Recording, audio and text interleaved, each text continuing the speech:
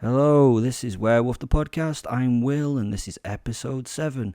Please go check out the other episodes, this will make a bit more sense. To let you catch up, I'm currently being interrogated by the British Army. They've just asked me how I became a werewolf. So here we go. One of my first recollections was of me in my cot, a tiny baby. I have a first memory, not of a when, but of a what. I remember hearing some snuffling and sensed a movement from the floor very close to me. I've no idea how old I was, but I knew or sensed that something was in this darkened room with me, and it seemed to be sort of encroaching on my personal space and breathing strangely. There was an overpowering musky smell, and whatever the thing was in the bedroom, it moved around the floor as though searching for something. It would often pause in silence before continuing again with its snuffling search. This was the 1970s, so my mum and dad had none of that baby monitoring nonsense we see today, so I don't think they ever heard it. Maybe they could never have heard it anyway. Perhaps it was just me who could? I'm not sure. I can't remember seeing anything at first. Maybe it was because I was too young. Probably my sight hadn't developed appropriately at that point. I've no idea, but it was a presence in the room, and not really a comfortable presence either. It didn't feel right, even to my baby mind. It felt like the thing was definitely searching for something, and even at that point I thought that something was me. Then one night, something big nudged the cot, just briefly. The nudger then stopped as though it had bumped into something it had not seen. It knocked the bed another time, and in moving, it gave me a shake. This must have disturbed me, and I gurgled. I think that one small noise changed my life and made it what it is now. Whatever it was that had done the nudging, it had noticed me for the first time, and its breathing intensified and it became still and focused. I remember turning my head towards the area the noise had come from and seeing a large, yellow eye looking through the slats between the side of my cot. It had found me. But I didn't yell, and I didn't cry. I was just kind of interested. It might have been me being able to remember more as I grew and developed my senses, or it may have been that the thing became a more frequent visitor to my room, but I sensed its presence more and more. It was infrequently showing itself, but it was just there. I could feel it, smell it, and hear it in the background. As I grew older, I just got used to it. Sometimes I would see a dark shadow in the night. Sometimes I would see an eye or a flash of tooth, and as I grew and became more mobile, I saw more and more of it. It just became normal.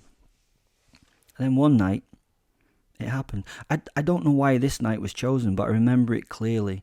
My parents had positioned the cot so that its foot faced the doorway. My mother left the bedroom door open and the hall light on to bring some light into the room for my comfort.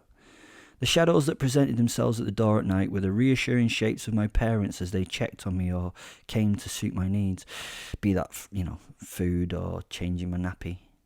This particular shadow at the doorway was definitely not my parents' shadow. It was a large black shape, a shape that poked my ancestral DNA and shouted at me to be frightened, to scream for help, to get away. Even at this young age, I was able to control my emotional self. I could ignore these sensations and be just more interested in what it was. It had definitely grabbed my attention. It moved from the doorway to the base of my bed in utter silence. It loomed. I love the word loomed. It loomed over the cot as it slowly came into the light. It was a black-haired wolf thing. Not that I knew what a wolf looked like then. It was not in the right proportions though. Its wolfy things seemed overly pronounced on its body. Its teeth and eyes and ears and paws were all too large for the rest of its form. It focused on me. Its breath was stale and its eyes were boring into mine. They were strangely hypnotic and actually reassuring in a way. It was most definitely black. Not black like a typical black piece of clothing or painted thing, but genuinely black. Its shadowy body swallowed any of the little light that entered the room and made that body pure darkness. As it moved forward, it brought its head down to the edge of the cot and leant its bottom jaw there, just looking at me down the line of its canine snout. It just stood there and stared at me as though it wanted something, yet it was afraid to ask. I just stared back, trying to take in the whole of the thing and looking at the majesty of it. It was indeed a beautiful sight. I then remember a voice in my head, not saying something I understood, but asking me to come to it. I turned over onto my belly and made my way to the monstrous face at the end of the bed. I was now crawling towards it and wanting to touch it. I wanted to be with it. The giant head started to growl audibly. It curled its lips and showed its massive teeth as the snarl got louder. I was fascinated at this, and as saliva dripped from the fangs onto the cover of the bed, I continued to move towards it. As I got under the head, I raised a hand. The beast shied away and looked as though it was going to snap and bite at first. It was as if it was slightly worried about the outcome of this moment. It actually seemed a little scared. It then made its mind up and brought its head back towards me and to a distance where I could actually touch its chin. I don't know what happened at that point as I reached up, but I felt love, like true love, or what I think of love anyway. The first time that I'd felt anything like that in my life, a care for me that would never now be gone. I knew we were together, we were one thing. The growling had stopped and the sniffing and snuffling of every inch of me began. The nose pushed me and it started nudging me and snuffling at my scent, much in the way a mother dog does to her pups. I giggled as it did this to me, pushing me around playfully and letting it explore me. When it had seemed to satisfy itself and had stopped nuzzling me, I used his nose to pull myself up to standing, putting both arms around the muzzle of his snout, and I pushed my head against it. It was warm and smelled now. Well, it smelled right. I rubbed my head against his and felt so much. He suddenly knocked me away from him with a flick of his nose so that I fell on my bum, and I giggled again. It laughed in my head, and I felt it think, hello. Then he licked my face with a tongue that was larger than me, the warm saliva covering my face, and strangely, again, it felt correct and unique. This was it. I call it a posit. I named him later in life Fenrir. I don't know why it's called a posit, but I called it that as it's just a fact that he's never left me. He never judged me. He never stopped me from doing anything I wanted to. He helped me and granted me the power to achieve whatever I wanted. He was the werewolf part of me. Have you ever read The Golden Compass? I thought that author might have known something about posits. You know, the soul creatures that the people in his universe have. They were all different creatures in that book, though. The posits are, as far as I am aware, just wolfen. This posit was my werewolf bit, and we were inseparable from that point onwards. No one else could see him, and as a youngster I would tell people about him, and they would think I had a strange imaginary friend. We talked to each other through telepathy. He also made noises with his face, but obviously a wolf has not really evolved to speak, so they were not the noises of any language or anything that could be recognised as a language. He told me about his history, of the great things that he had achieved with people. I was one of 5 other people to whom he'd been linked. The posit would tap into my brain. He especially did this when I slept and would push the stories of his past into my mind. My dreams were full of screams, full of murder, death, destruction, and my favourite thing, the beautiful and bright blood. I learnt to do the things that a werewolf would need to do. To hunt was my favourite. To hunt, trap and kill. I learnt the skills of the wolf. I learnt the skills of the werewolf and the skills of the man that would need to be developed to be the wolf. Each dream was a story and a lesson. Yeah, a lesson that would be taken from each one of those dreams. As a teacher, he's pretty excellent. He knew how my mind works, and he helped me construct the brain that could work with him and contain him when needed. It was beautiful. The main thing about my posit was he was always there as he isn't here now. He's sat by me, my constant companion and best friend. He taught me about my life to be the fact that humans, as he called them, would hate us and how they were our prey, only really worthy of us killing or using them for any of our requirements in life. He taught me how much fun it would be and then could be to kill. He taught me of our past. Werewolves aren't really immortal, they live and die, but the posit stores our collective memories and follows the soul as it is reborn. That's how it kind of works. We're what it's called reborn or whatever. He showed me my history, reintroduced the multiple pasts that I'd had, gave me back my memories of who and what I'd been. At first they were difficult to accept, but as I was educated in my reason to be, I learnt that what seemed to be horrible acts that I'd committed weren't. They were just me being me. I did not sort of need to justify them. I was just a far superior being, and they, the humans that is, were just my prey. My posit told me of my origin. There had been one wild winter in some mountains somewhere. The posit thinks that it might be Russia, but as he left well before the area had been mapped, he could never find it after leaving. There had been a pack of wolves and a pack of people both starving and hunting each other. This state of affairs was not a good situation for either of them, as one pack, maybe both, would eventually die. So one evening by the light of a full moon, that's where that moon thing comes from, the local shaman had the village take some of the mystical magic mushrooms. These are called fly-agaric mushrooms and are quite poisonous for you if they're not prepared properly. The only safe way to do this was that these mushrooms needed to be processed through another organism. The shaman would usually use the reindeer for this purpose. Reindeer are kept and herded by the people in this area, but by now they had all been killed off and eaten by the people and the wolves. The only animal that they had available for the process was a wolf. They had trapped him the night before. Yeah, I know it sounds like utter bull dung, huh? Well, that's the story. The wolf ate the mushrooms, the shaman collected the wolf's piss, and then distributed it among the small band of villagers that were left. He was hoping that the gods, through this strange process, would grant someone an idea of how to get through the awful situation in which they found themselves. I do realise that it sounds crazy that they were drinking wolf piss with a trippy drug as part of its makeup. It does not seem like it would have happened, but if you think about it, who was the first person to drink the urine anyway? Think about it, who was the first person to think, I know, we will feed these poisonous mushrooms to the deer and then we're going to drink their wee. How did that happen? So the wolf urine gave everyone a shared hallucination where the melded minds, Vulcan style, with the local pack of wolves, which also at this point wasn't doing too well in the inclement minus 54 degrees centigrade that it was at the time.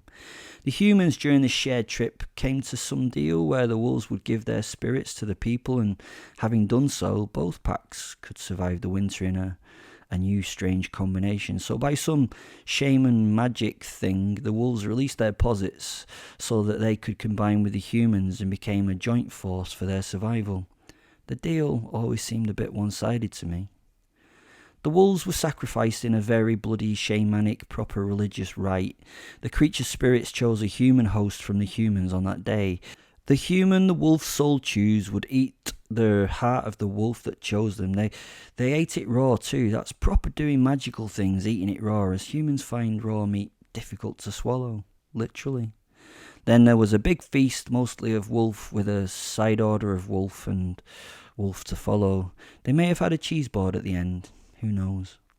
The chosen humans all lived extraordinary lives. They also ate the other members of their tribe quite soon after. Why not? Seemed a little unfair that the wolves sacrificed themselves, but then the posit told me how they worked it out in between them. The wolf's spirit would become immortal, while the human would stay under the control of the posit. If the posit wanted to stay with the human, then the human would be timeless too. They would age to the point that the posit felt comfy, then be that age until the posit wanted out of the relationship. It may have been the wolf's aging dog years or some such shit, who knows. The posits were independent but able to bind with the human when needed, or if it was the full moon, when for some reason they really had no choice. They could be fully independent if they wished, those posits, but this would mean a very lonely life. They tried to take humans on from the same tribe, but would have to be careful who they chose. The posits would then be passed on from human to human for all time. Not a bad deal when you think about it in those terms. So happily the wolves and humans worked it out, and the human band survived and became the first tribe of werewolves that ever existed. It's a remarkable story. I don't know how true it is, but it sounds like it could have happened. Maybe it could be science, or it could be magic, or it could be fucking bollocks for all I. The posits could always move on and find a fresh person that had some relation to these first members of the tribe when they wanted to. I suppose we would talk about something related to them finding the DNA of their ancestors these days. Something like that.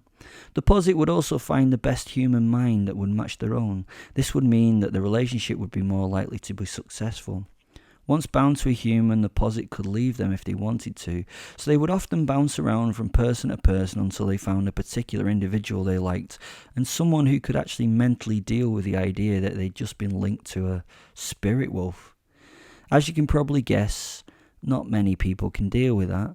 Most people think that they're having a psychotic episode. Once the posit left, then the human would start to age again. The chief smiled at this and nodded his incredulity. I think that's a word. Incredulity? That's whatever it is. It's magic, I said. I don't get it either. My posit is a dark one. He enjoys the simple, cruel pleasures of life. We both dislike the society that surrounds us, the sheep that call themselves people.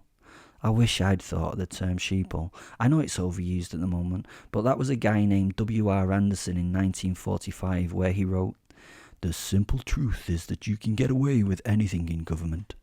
That covers almost all the evils of time. Once in, nobody apparently can turn you out. The people, as ever I spell it sheeple, will stand anything.